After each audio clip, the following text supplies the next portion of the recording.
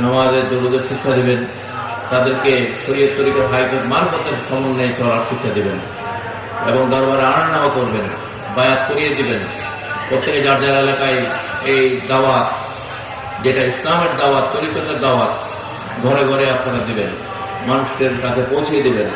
আপনারা এই দাওয়াতের মাধ্যমেই এই তরিকত জমিনকে আপনারা শক্তিশালী করবেন। ঠিক আছে? ইসলাম আজকে প্রচার প্রসারিত হয়েছে আউলিয়া কেরামদের মাধ্যমে, এই দাওয়াতের মাধ্যমে। আলহামদুলিল্লাহ বলবেন।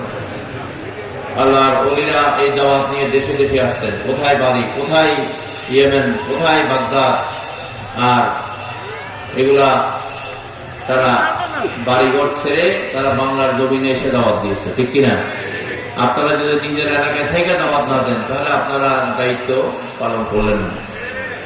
দেখেন আল্লাহ নিজের বাড়িঘর পরিবার ছেড়ে সেই আরব থেকে আসা পৃথিবীর বিভিন্ন প্রান্তে প্রান্তে তারা দাওয়াত দিয়েছে। আর আপনি যদি আপনার গ্রামেই দাওয়াত না দেন তাহলে আপনি ব্যর্থ। ঠিক কিনা? এই কাদেরিয়া সিলসিলার দাওয়াত আপনারা প্রত্যেকে দেবেন, আপনারা দরবারে আনবেন, বায়াত করিয়ে দিবেন তাদেরকে, ওখানে তালিম দিবেন, মহিলারা তালিম দিবে।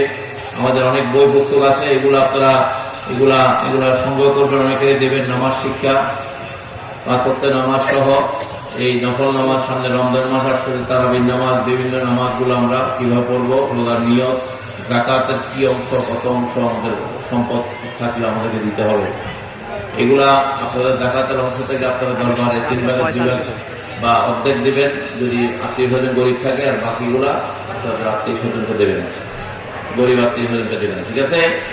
কিন্তু প্রতিষ্ঠান হলে আপনার দরবারের প্রতিষ্ঠানে দিবেন, অর্ধেক আপনারা দরবারের প্রতিষ্ঠানে দিবেন। আর যদি আত্মীয় স্বজন গরিব কম থাকে তাহলে 3 ভাগের 2 ভাগ দরবারে দিবেন। এভাবে আপনারা এই আপনাদের দান অনুদানটা যেন সঠিক জায়গায় যায়, এটা খেয়াল রাখতে হবে। ভুল জায়গায় যেন না যায়, বাতাবদের কাছে যেন না যায়, যারা নবীর দুশমন তাদের কাছে যেন না যায়।